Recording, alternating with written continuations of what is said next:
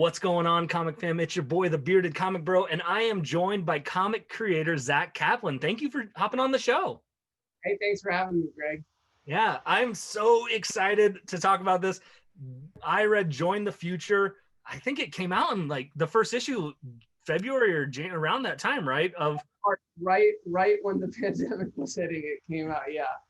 So I read it. It was on one of my weekly picks of you got to check out this series. It's really good. So when we finally were able to connect to just talk about it, I'm super excited to do that. Whenever I bring a guest on, though, one of the first things I like to know is, how did you get into creating comics? Yeah, I mean, I was always interested in creating stories. I initially gravitated towards film and TV. I went to film school. I studied writing. I pursued it a lot in live in Los Angeles here, and but I always loved comics. It just never, even when I was pitching, I always loved comics, and I always thought about doing one, but I never really thought about being a full-time comic creator. And I pitched a lot of different ideas for a long time, just wanting to do a comic. And then I finally landed Eclipse at Top Cow Image. And that just, I fell head first into it. And I just loved it. I think, I'd always loved stories, but there were two things I fundamentally loved. I loved the concept of using panels to tell a story and just the medium.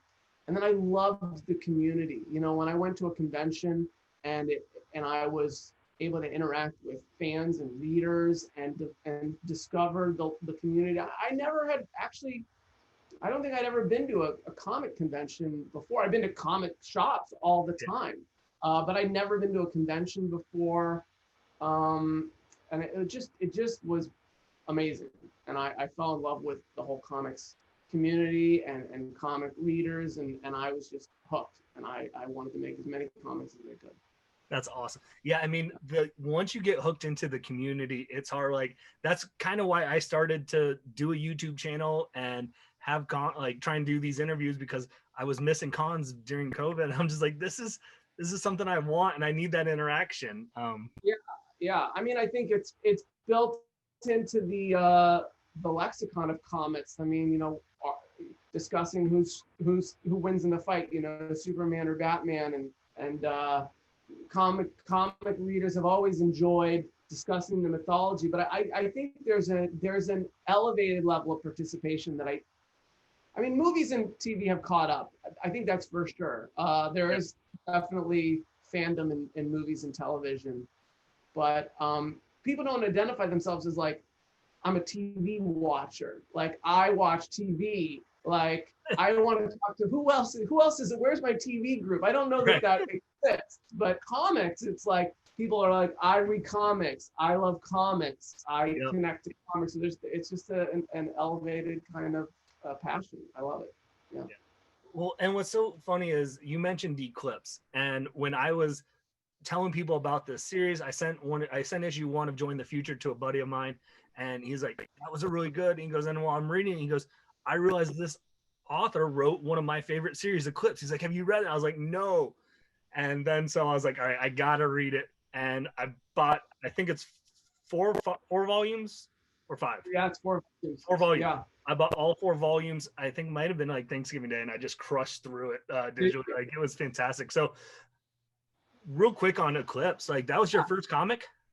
That was my first one. I sold the idea of a deadly son to Top Cow and this kind of noir detective story and a murder mystery in this city that had survived, and it was kind of a redemption story and a story of kind of hope in the face of terrible tragedy. For those of you who don't know, Eclipse is what if the sun turned deadly on us, and the solar flare has basically wiped out most of humanity, and we're surviving, but you can't go outside or the sun will burn you alive. And then there's a killer going around burning people, and it's up to this kind of loner, a solar engineer who is normally outside and isolated to kind of reconnect with society and help catch this killer.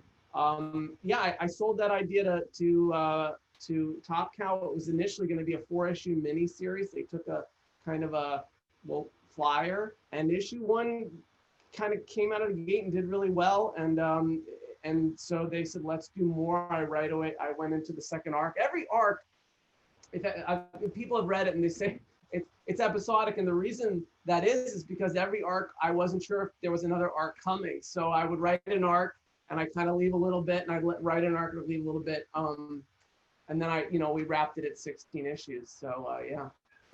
That's awesome. And that's the beautiful thing about comics is, like, I'm hyping up this one comic and I've already missed like some of your other stuff that you've written. And so like to go back and to backtrack, and that's why I love doing these interviews and having these conversations. Well, I'm relatively new to comics. I still feel new to comics.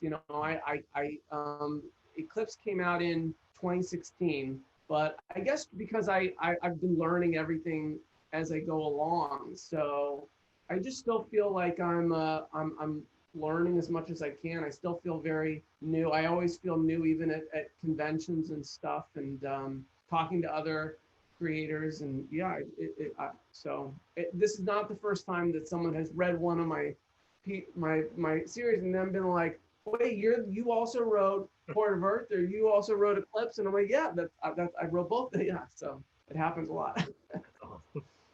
That's awesome. So we're talking Join the Future. If someone for some reason is watching this video and has not read Join the Future yet, give them the elevator pitch of what it's about.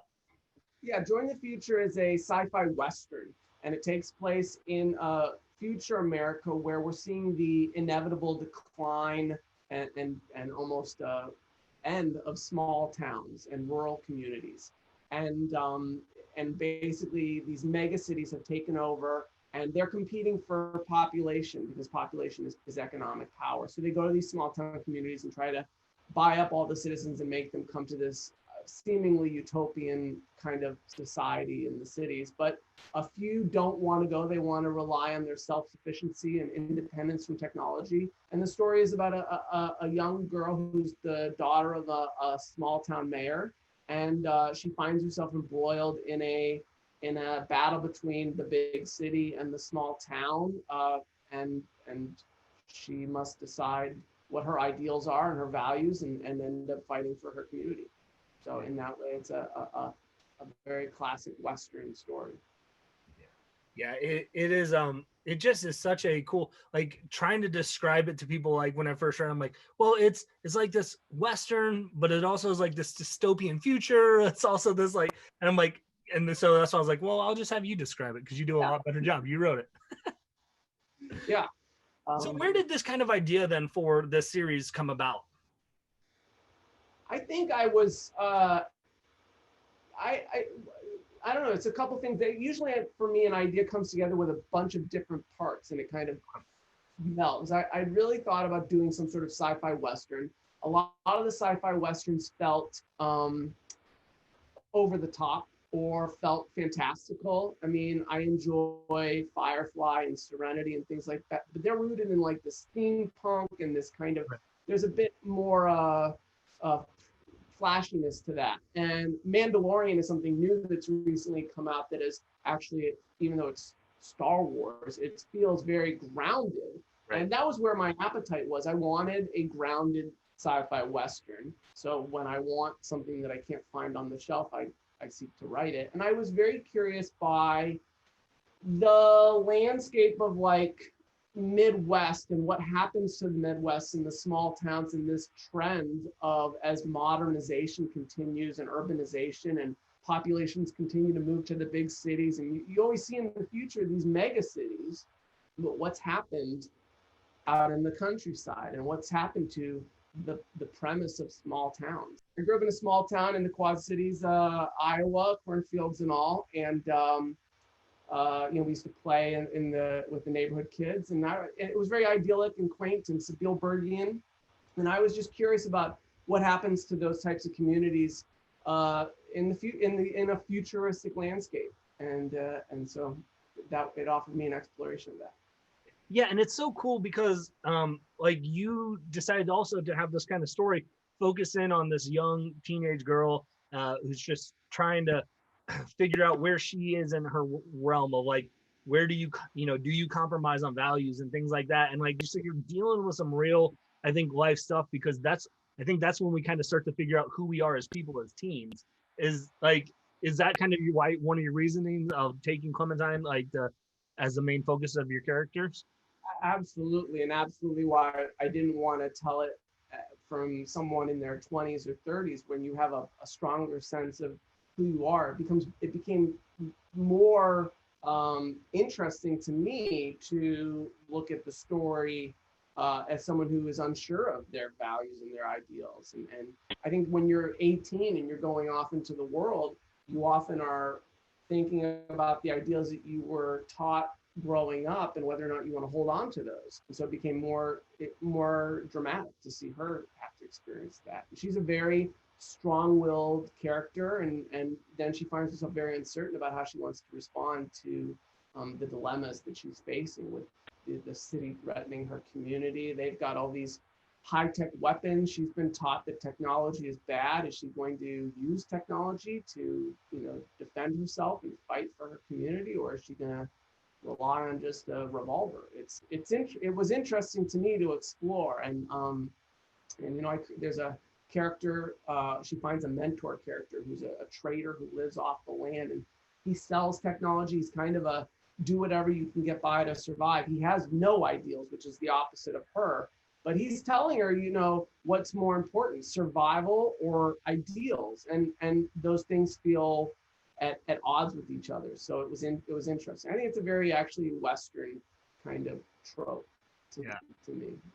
Yeah, it is, and I think was just an awesome like idea to kind of come from that mindset. So I was captivated. I was intrigued by it. So the artwork on it too is beautiful. So like, how was Peter Kowalski is Yep. the Polish artist. He's unbelievable. I saw his work on Bloodborne, and he's done Images Sex before, and Okay.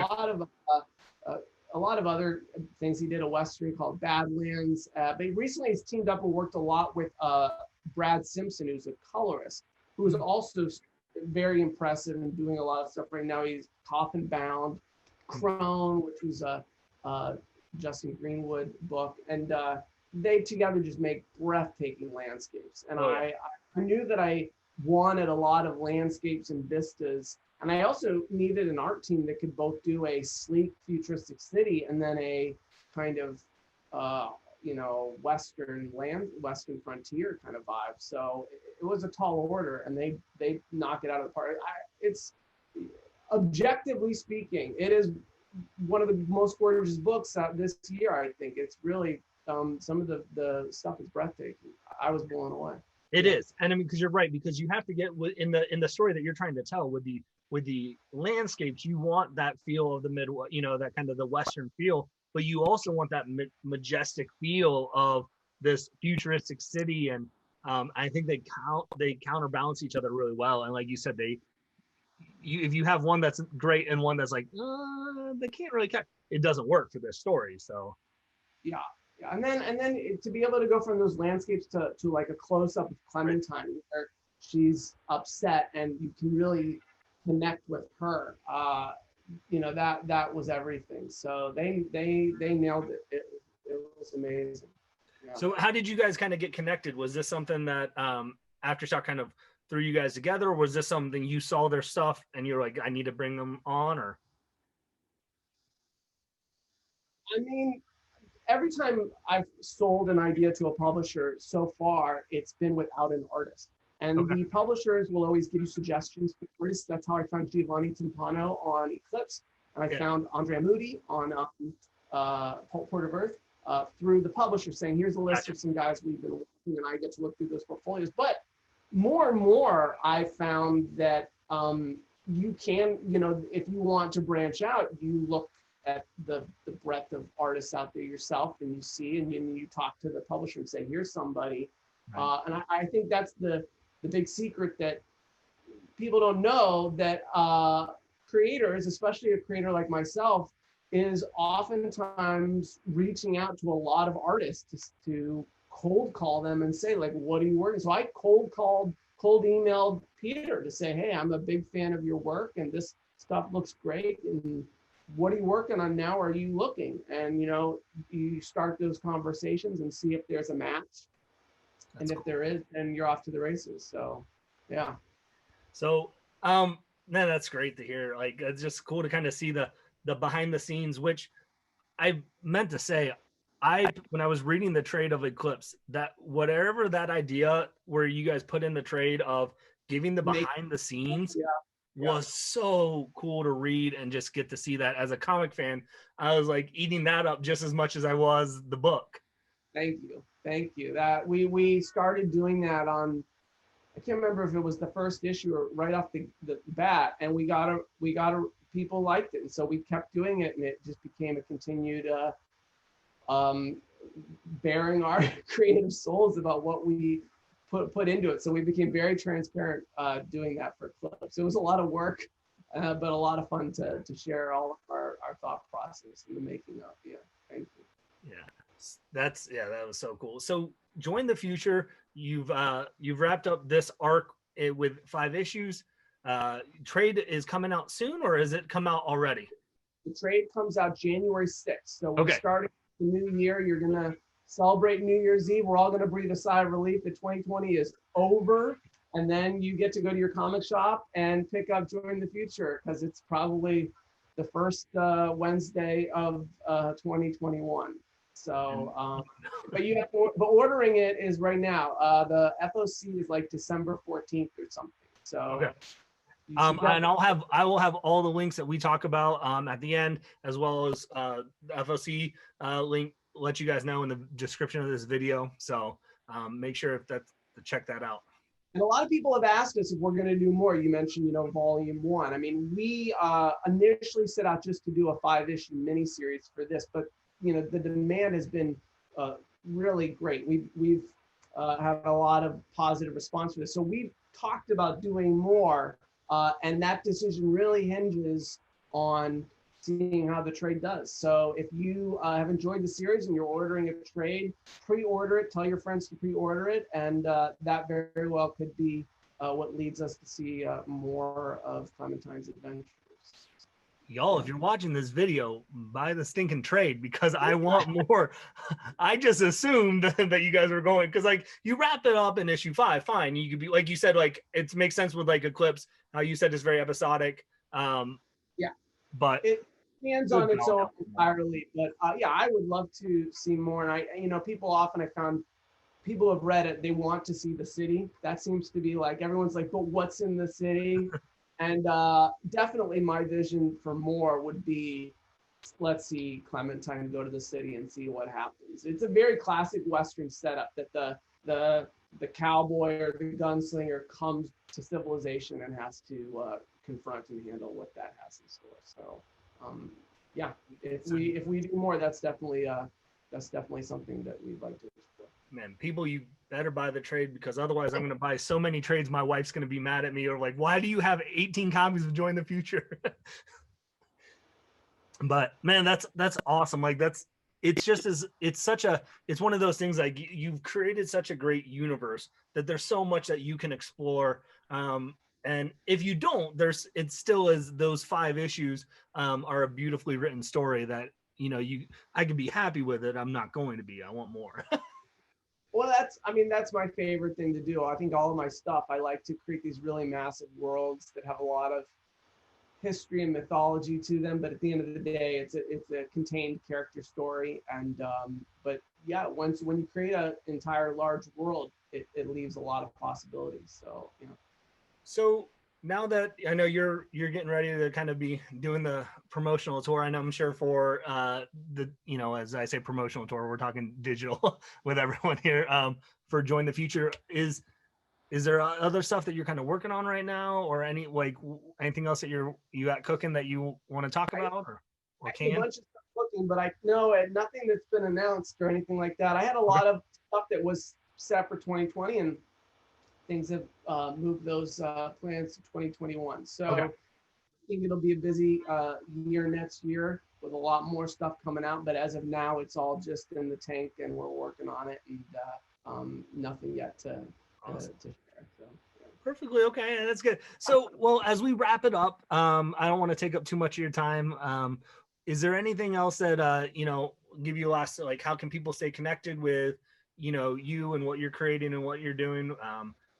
Where can they find you, or any last parting words? I'm on all social media at Zack Caps on Facebook, Twitter, Instagram, and I am happy to hear any questions or talk to anybody and reach out. Let me know what you think of the book. And, have a happy holidays, and thanks so much. Yeah, Awesome. pre-order in the future. Pre-order it, or else, yeah. Or I'm going to be upset, and Yeah, we all need to go. We need more. We need more.